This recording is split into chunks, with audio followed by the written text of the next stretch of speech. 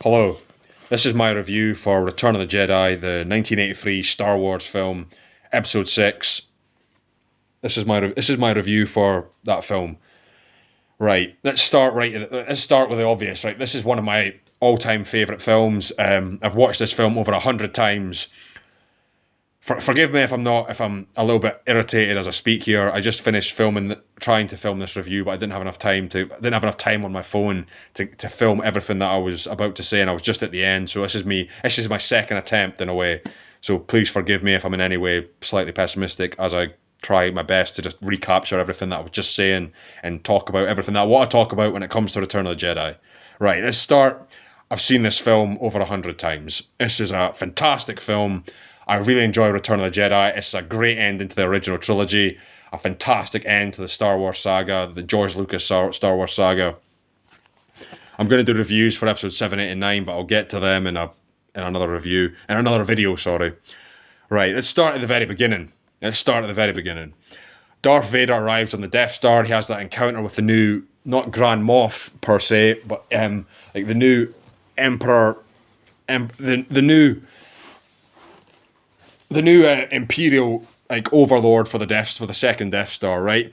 And then he has that great encounter with him where he says, when he says to him, "Oh, you know, the Emperor is not as forgiving as I am," in that great James Earl Jones voice, and then the other guy responds, replies back to him, "We shall double our efforts," in an incredibly quick manner, which I just thought was fantastic line, just in my opinion. And the way that Darth Vader's helmet looked at the start just looked shinier compared to episode 5 and 4, by the way. I always thought that was pretty cool. And then we get Luke rescuing Han. Luke, Leia, C-3PO, R2-D2, Lando, they rescue Han Solo. They sneak into Jabba's palace. They get taken to the Sarlacc pit. They rescue Han Solo, and Han Solo ends up saying to him, "Oh, I owe you one," at the end of it. Right? It's a full-on spoiler review, by the way. A full-on spoiler review. Oh, sorry as I just make myself comfortable. Luke and Yoda have a reunion. They have a great scene, a great fantastic dialogue between them. Lovely warm scene on Dagobah with Yoda's death. Yoda's death. Great work by Frank Oz, by the way. Fantastic work by Frank Oz. Just a quick recap here. This film's got Mark Hamill, Carrie Fisher, Billy D. Williams, Harrison Ford, Frank Oz, Kenny Baker, Warwick Davis, Ian McDiarmid as the Emperor, James Earl Jones, and David Prowse as the actor Sebastian Shaw as the actor for Darth Vader at the end. James Earl Jones does the voice, and David Prowse is the stuntman who was in the suit. He was like a 6'4" British bodybuilder. Right, okay. Right. The rebels plot to attack the Death Star. The Emperor, of course, we get the Emperor arriving before that. The Emperor arrives on the Death Star to inspect it. The rebels are plotting. They're trying to come up with a plan to attack, to get onto Endor, to take out the energy shield, to destroy. Oh, sorry, my leg's a bit stiff at the moment. The rebels are plotting to attack the Death Star. Luke, Han, and Leia have a great, lovely, warm moment, and this is something that I think Mark Hamill himself has pointed out. The chemistry between Mark Hamill, Carrie Fisher, and Harrison Ford is just fantastic. I love the chemistry between them, and Mark Hamill himself has said, you can't fake good chemistry. You just can't. You just cannot have that. It needs to be there organically, and it was absolutely there organically. I just love the dynamic between Luke, Han, and Leia. Fantastic chemistry, fantastic interactions, whether it's on Endor, the way that Luke's talking to Leia after the campfire scene, when C-3PO manages to make them part of the tribe, or when it's the scene in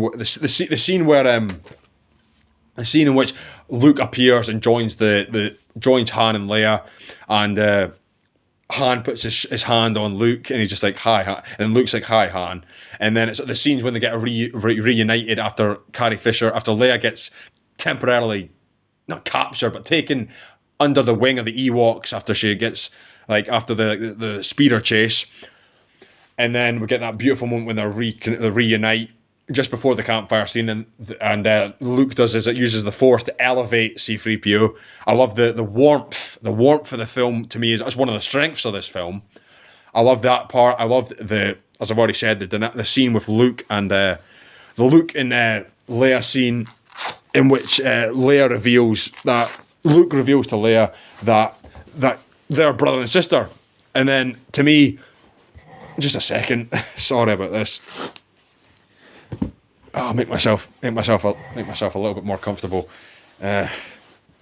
Luke reveals to Leia that they're brother and sister, and that Darth Vader is Luke's father. Yoda confirms it.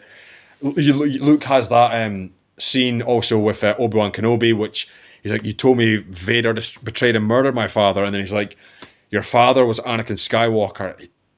Darth Vader was corrupted from Anakin Skywalker, and Anakin Skywalker ceased to be, and Darth Vader took his place, and so in a way he did betray him and destroy him from a certain point of view." And then he's like, and Luke's like, "From a certain point of view," and then they have that great scene together, which was fantastic. Even though there's two minor critiques that I'm going to bring up right now.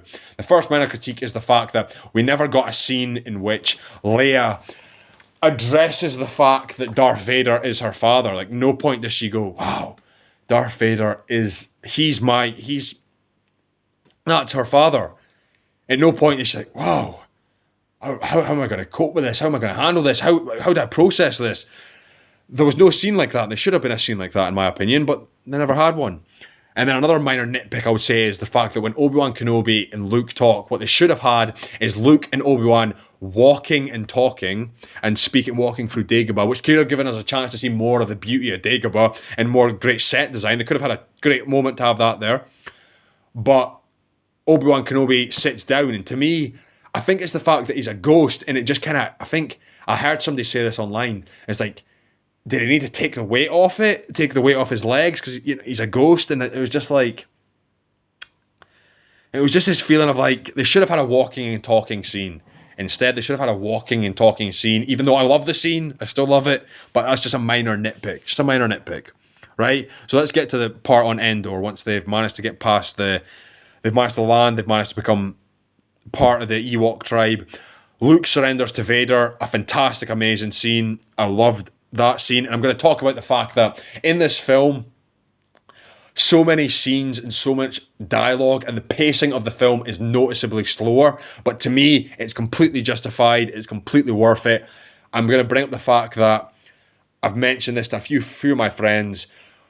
Deathly Hallows Part 1 and Part 2 was stretched out, and it was just a flat-out cash grab, right? I understand completely that the filmmaking process in Hollywood is a business, and the purpose of business is to make money. I'm not naive, I'm well aware of that fact. But Deathly Hallows Part 1 and Part 2 being stretched out, so much of that film, of those two films, felt like it was forcibly stretched out to justify the two films, and it didn't feel like it was earned. It didn't feel like it was earned, whereas in Return of the Jedi, the film feels like it is stretched out, and it is slower, and it is longer, and to me, it feels earned. In Return of the Jedi, it feels earned, whereas in Deathly Hallows Part 1 and Part 2, it does not feel earned. It does not feel earned. It is. In Return of the Jedi, they did a great job in like slowing things down, stretching out the pace a little bit, and it made it feel like it felt more natural in a sense, like compared to Deathly Hallows in Part 1 and Part 2. I'm going to do reviews for Harry Potter at some point, but we're going to stick to Star Wars here. It's just me going off topic here for a second. Star Wars Return of the Jedi, it felt slower, the pacing was slower, the scenes where they're talking, like Luke and Leia, Han and Leia, Luke and Vader and the Emperor, the scenes felt slower, but it felt earned, it felt justified, it felt as if everything, it needed to be like that in this film, it needed to be like it. They had to slow things down a little bit, right? So that's a positive in my opinion. Right, now I'm going to talk about the Luke, Emperor, Vader encounter, the C-3PO's plan, and the Lando showing up to the battle. We're going to talk about that, the final act of the film. Right, that was just phenomenal. I just love that ending on Endor. Lando arrives, the Emperor reveals the Death Star is fully operational.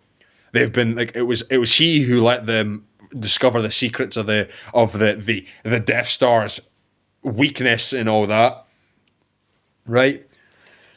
And to me, it was just fantastic. It was just fantastic. Lando showing up, the then like Lando's quick thinking of like, oh well, if we aim for those starships and we get really close to them, the Death Star fires at us, it might miss us and we might take some of them with us. That was actually a really smart strategy move on the part of Lando there, thinking, right, they're going to fire at us from that direction, but if we get really close to the Star Destroyers and engage them at point range, then if the Death Star fires on us, it might miss us and take some of them. So we've got a chance here at maybe achieving minor victories here whilst the Death Star shields are still up. We'll need to wait till Han and Leia get their plan sorted and get that fixed, then we can make our move there. I just love that battle on ground and in space. That was fantastic. But the heart and the soul of the final act of Return of the Jedi is, of course, Vader trying to corrupt Luke trying to bring Vader back to the light side. The Emperor is the spider in the web in this final arc, the final chapter of Return of the Jedi. If he manages to get Luke to kill him and it becomes Luke and Vader, then the Emperor's won because he's corrupted Luke to the dark side, so is Darth Vader. If Luke kills Vader, then the Emperor's won because he's got a new apprentice who's much younger and potentially infinitely more powerful. And then also, if Luke refuses, then the Emperor's more powerful than Luke, so he can kill Luke, and he's still alive, and he still wins. So it was win-win-win situation for the Emperor, and until Darth Vader stepped in and killed the Emperor. That was just fantastic, like fantastic writing and like direction and like just storytelling on the part of George Lucas. And if I remember correctly, I should know this off by heart, but I don't. The director for Return of the Jedi is Richard Marquand, because it was Irving Kershner who directed Empire Strikes Back, if I remember correctly. I thought that was a fantastic ending with like the Luke Vader Emperor triangle, and the Emperor wins no matter what. And that was just fantastic, and I love the image of Luke and Vader crossing their lightsabers with the Emperor's head like between the two of them, and he's laughing, showcasing that he is an omnipotent being in a sense in that situation, or almost an omnipotent being.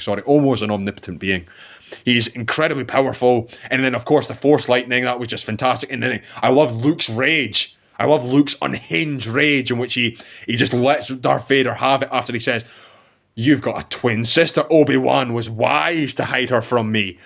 And then it's like Luke just lets his anger out and just gets Vader. He has Vader at his mercy. Fantastic acting by Mark Hamill. Vader recognizes like he is as powerful as the Emperor has foreseen. He is a force to be reckoned with. He has the blood of the chosen one that Anakin Skywalker was. He is just as powerful as him. So potentially, in a sense, he's more powerful than Darth Vader. That was just fantastic. I love that. I love the music, the score by John Williams. Fantastic score by John Williams there. And then the Emperor fails to tempt Luke to the dark side and tries to Force lightning. We get Force lightning. That was just fantastic. And then Luke reaching out to Vader, trying, "Please help me here, please." And then I love the music as the camera gets closer to Vader. And then he turns his helmet, looks at the Emperor, and I hated the special edition of James Earl Jones' voice going, "No, then no." I hated that. I preferred the quiet where it left it up to us to like speculate that he's about to turn. He's about to turn from the light side to the dark, change from the dark side to the light side. Sorry, he's about to change from the dark side to the light side, and he does. And then he turns to the Emperor, and then he picks up the Emperor, and then the Emperor electrocutes him. You see Darth Vader's skeleton, and he throws him down the mine shaft. He throws him down the gap. I don't know the technical term for this on the Death Star. He throws him towards the energy core of the Death Star, and he kills the Emperor. He kills the Emperor to save his son, to save Luke Skywalker. And I mean this when I say this story moves me. This story moves me. It really does. It's like, wow. That is a powerful story. That is an incredibly heroic act. Where he sacrificed himself, and Luke comes to his aid, and then we get the final shot of Luke as the battle goes on behind them, and the music, John Williams' beautiful score, plays in the background, and Luke takes off his helmet, and he has that lovely warm moment where he puts his hand on Anakin. He puts his hand on Anakin. He puts his hand on his father, and he looks at him, and it was this sense of like Vader in a way is like, you did what I couldn't. You did what I couldn't. You resisted the pull of the dark side. And I think the real moment when that happened was when the Emperor tells Luke, "Kill your father and take your rightful place by my side and take his place." And he throws his lightsaber away and he says, "Never. I'll never turn to the dark side." he says it was in that moment when in my opinion when Vader was like, how the hell did he resist the dark side? How the hell did he resist the dark side? How on earth did he do that? I couldn't do that. He did, and he froze the lightsaber. And his life was on the. I just said to him, I would take I would corrupt his sister. The person that he loves, people that he loves, I would destroy them. And he still didn't give in to the dark side. And to me, it was in that moment when Darth Vader was like, wow, he inspired Darth Vader to become a better person. And I was just like, man, I'll say it again, this film moves me at times. This film truly moves me. It really does. It's a phenomenal film. 40 years later, it is still exceptional. And it was just like, and that when Vader kills the Emperor, and then when Luke takes off Vader's helmet, and he puts his hand on him, and it's just this lovely, warm moment of like, right, Vader says, go, leave me, go my son. And then he's like, no, I've got to take you with me, I've got to save you. And then Vader says that great line. He's like, you already have, Luke. Now go. You've already done that. Tell your sister you were right about me. And I was just like, I'm honestly floored by it when I rewatched that. There are some minor moments where Return of the Jedi could have been better, but the ending to Return of the Jedi, I'll say this, episode 4 and 5 are better films overall to episode 6, but the ending to Return of the Jedi is better. The third act to Return of the Jedi is better than episode 5, and well, maybe not episode 5 because of that great reveal, the No I Am Your Father reveal. And the reveal, the ending to Return of the Jedi is better, in my opinion, overall than the ending to episode 5 and episode 4. We get that amazing final shot of Luke, Han, Leia, Lando, R2-D2, C-3PO, Chewbacca as the planes fly by, the fireworks go off, and we get that amazing final shot. A phenomenal, perfect film. I think I've covered everything. We get a great hug between Luke and Han. I just love to showcase how warm the warmth for this film. The warmth that this film had is just phenomenal, right?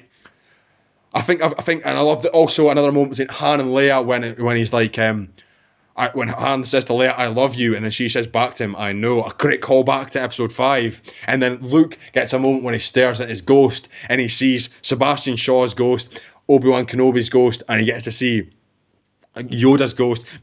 Brilliant music in the background. I love the music from the original version from 1983, but I also love the special edition version of music from the Blu-ray in 2011. I love both of them, even though I prefer the ghost for Sebastian Shaw. I prefer the ghost to be Sebastian Shaw, not Anakin, personally speaking.